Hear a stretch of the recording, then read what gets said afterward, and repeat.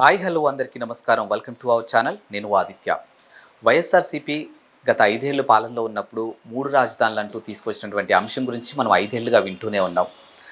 ఇప్పుడు అధికారం కోల్పోయిన తర్వాత ఇటీవలే ఎమ్మెల్సీగా ఎన్నికైనటువంటి బొత్స సత్యనారాయణ అనూహ్యంగా ఇదే రాజధానులకు సంబంధించిన అంశం మరోసారి తెర మీదకి తీసుకురావడం జరిగింది. మేము అధికారంలో ఉన్నా లేకపోయినా 3 రాజధానుల అంశానికే కట్టుబడి ఉంటామని చెప్పి ఆయన స్పష్టం చేయడం జరిగింది.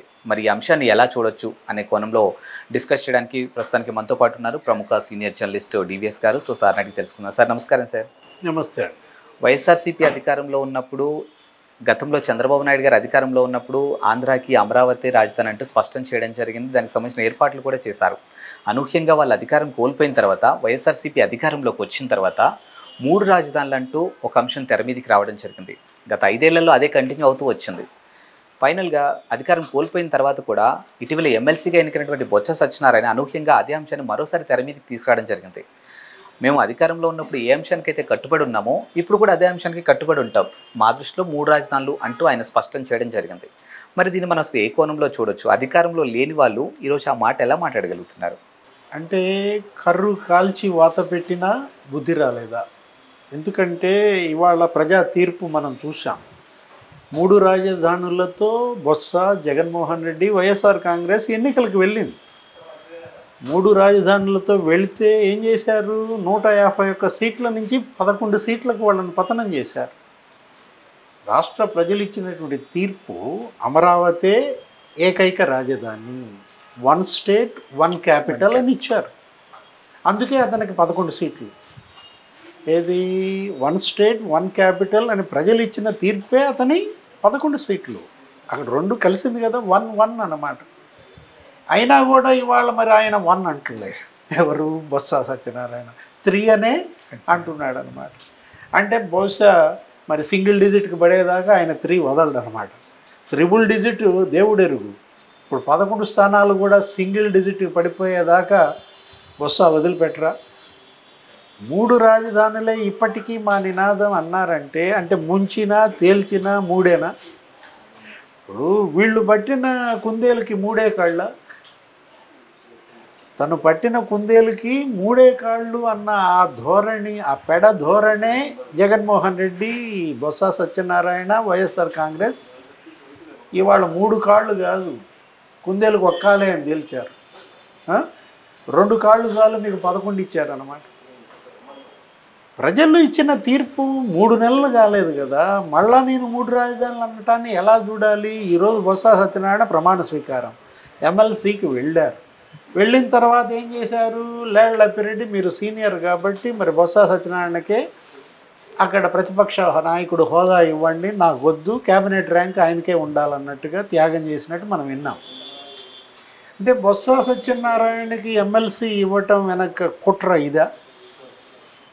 బొత్స సత్యనారాయణ ఎమ్మెల్సీ అయిన తర్వాత శాసన మండలి ప్రధాన ప్రతిపక్ష నేతగా క్యాబినెట్ హోదాలో రేపు చేయబోయే యుద్ధం మళ్ళా 3 రాజధానులేనా?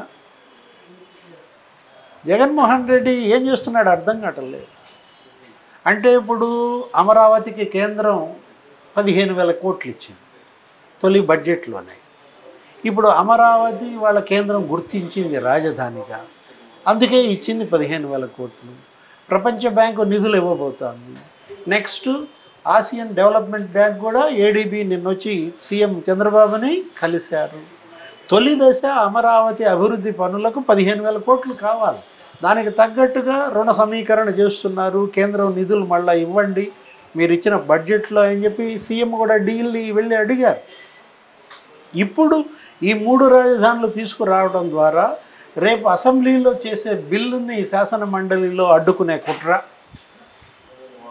గతంలో మనం చూసాం కరెక్ట్గా 4 ఏళ్ల క్రితం ఇదే గలభ, ఇదే ఫార్స్. అసెంబ్లీలో యుద్ధం, కౌన్సిల్లో యుద్ధం. అప్పుడు 2 బిల్లులు తెచ్చారు. అధికార వికేంద్రీకరణ బిల్లు, సిఆర్డిఏ రిపీల్ బిల్. ఈ 2 బిల్లులు అసెంబ్లీలో పెట్టుకున్నారు. అక్కడ 151 సీట్ల మెజార్టీ కాబట్టి ఆమోదించారు. అప్పుడు లెజిస్లేటివ్ కౌన్సిల్ స్పీకర్గా మనకి షరీఫ్ ఉన్నారు. యనమల రామకృష్ణుడు అప్పుడు ప్రధాన ప్రతిపక్ష నాయకుడిగా కౌన్సిల్లో ఈ బిల్లులు అడ్డుకున్నారు.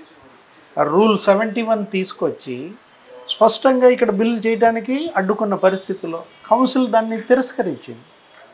తిరస్కరిస్తే అప్పుడు మొత్తం అమరావతి ప్రజలంతా కూడా వీళ్ళందరికీ సన్మానాలు చేసిన పరిస్థితి. తర్వాత మళ్ళీ అసెంబ్లీ మళ్ళీ ఇంకోసారి వీటిని పంపించింది, మళ్ళీ ఆమోదం పొందారు. కానీ మొన్న దీనిపైనే ప్రజల్లోకి వెళ్ళారు కదా. జగన్మోహన్ రెడ్డి ఎన్నికల ప్రచారంలో ఏమని చెప్పాడు, నెక్స్ట్ సీఎంగా ప్రమాణ స్వీకారం నేను విశాఖలోనే చేస్తానన్నాడు. కానీ విశాఖలో గెలిచారు. ఉత్తరాంధ్రలో ఇవాళ అసలు పడిపోయింది వైఎస్ఆర్ కాంగ్రెస్ పార్టీ. 34 సీట్లలో కేవలం 2 సీట్లే గెలిపించారు. విశాఖ రాజధానిగా విశాఖ ప్రజలే తిరస్కరించారు, ఉత్తరాంధ్ర ప్రజలే తిరస్కరించారు.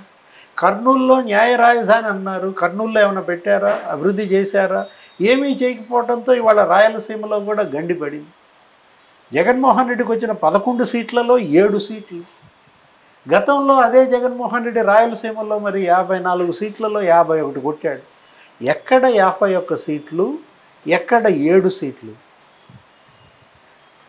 3 రాజధానుల పల్లవి అందుకోవటం వల్ల జగన్మోహన్ రెడ్డి రాయలసీమలో సీట్లు 54 నుంచి నీకు 51 నుంచి ఎంతకు పడిపోయాయి, 7కు పడిపోయాయి. 3 రాజధానుల పల్లవి అందుకోవటం వల్ల జగన్మోహన్ రెడ్డి ఉత్తరాంధ్రలో 32 సీట్ల నుంచి ఏమైపోయింది, 2 సీట్లకు పడిపోయాడు. ఇంకా అతనిలో మార్పు రాకపోతే బొత్స సత్యనారాయణ ఈ పార్టీని తేల్చుదామనుకుంటున్నాడా, ముంచుదామనుకుంటున్నాడా అర్థం కాల. ఎట్లయినా సరే శాసన మండలిలో వీళ్ళకి బలం ఉంది. ఏంటి ఇప్పుడు శాసన మండలిలో మరి 38 స్థానాలు ఉన్న నేపథ్యంలో ఇప్పుడు దానికి ఈయన నాయకత్వం వెళుతున్న దీంట్లో రేపు శాసనసభలో అమరావతి బిల్లులు ఆమోదం పొందినవి ఇక్కడ అడ్డుకోవాలన్న కుట్ర కనపడుతుంది. ప్రజలు ఇది కాదు కోరుకుంటుంది. ప్రజా తీర్పును గౌరవించాల్సిన బాధ్యత జగన్మోహన్ రెడ్డి పైన, వైఎస్ఆర్ కాంగ్రెస్ పార్టీ పైన ఉందన్నమాట. అదే జరిగితే ఏమవుద్ది, ఇప్పుడు శాసన మండలి వైఎస్ఆర్ కాంగ్రెస్ పార్టీ పక్షం కూడా నిట్ట నిలువున చీలిపోయే ప్రమాదం ఉంది. బొత్స సత్యనారాయణకి మీరు క్యాబినెట్ ర్యాంక్ ఇవ్వండి, మీ పార్టీని నిలబెట్టుకోండి, కానీ కౌన్సిల్లో వైసీపీ చీలిపోయే పరిస్థితి తెచ్చుకోబాకండి.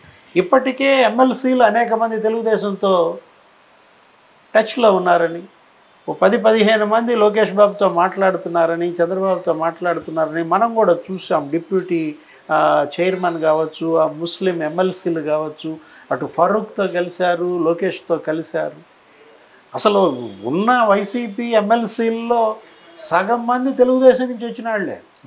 ఏది ఆ చంద్రగిరి యేసురత్నం కావచ్చు, పోతుల సునీత కావచ్చు, అతను రామసుబ్బారెడ్డి కావచ్చు, మొత్తం జయమంగళం వెంకటరమణ, ఉమ్మారెడ్డి వెంకటేశ్వర్లు, వీళ్ళందరూ ఆరిజిన్ తెలుగుదేశం. లేనిపోయింది కనుక తీసుకుంటే ప్రజలు కోరుకున్నది చెయ్యకపోతే మళ్ళా 3 రాజధానులు అనే ఆ పాత అరిగిపోయిన గ్రామ్ఫోన్ రికార్డ్ అది కనుక ఆపకపోతే వైఎస్ఆర్ కాంగ్రెస్ పార్టీ నిట్ట నిలువున చీలిపోయే అవకాశం ఉందన్నమాట. అది మరో ఒక బ్లండర్ మిస్టేక్ అవుతాను. ఇప్పుడు 3 రాజధానులతో మేము ఎన్నికలకు వెళ్ళాము, మీరు తిరస్కరించారు. మమ్మల్ని వాళ్ళ 151 స్థానాల నుంచి 11కు పర్మిట్ చేశారు. కాబట్టి మేము మా స్టాండ్ మార్చుకుంటున్నాం. మేము కూడా అమరావతిని స్వాగతిస్తాం. 1 స్టేట్ 1 క్యాపిటల్ మా విధానం అని వైఎస్ఆర్ కాంగ్రెస్ పార్టీ ఒక తీర్మానం చేయాలి. అప్పుడు ప్రజలు దాన్ని ఆమోదిస్తారు, వైసీపీకి అండగా ఉంటారు. అంతే తప్ప జగన్మోహన్ రెడ్డిలో ఈ వితండవాదం, ఈ మూర్ఖత్వం కనుక వదలకపోతే ప్రజలే వదిలిస్తారు. Thank you sir. నమస్తే.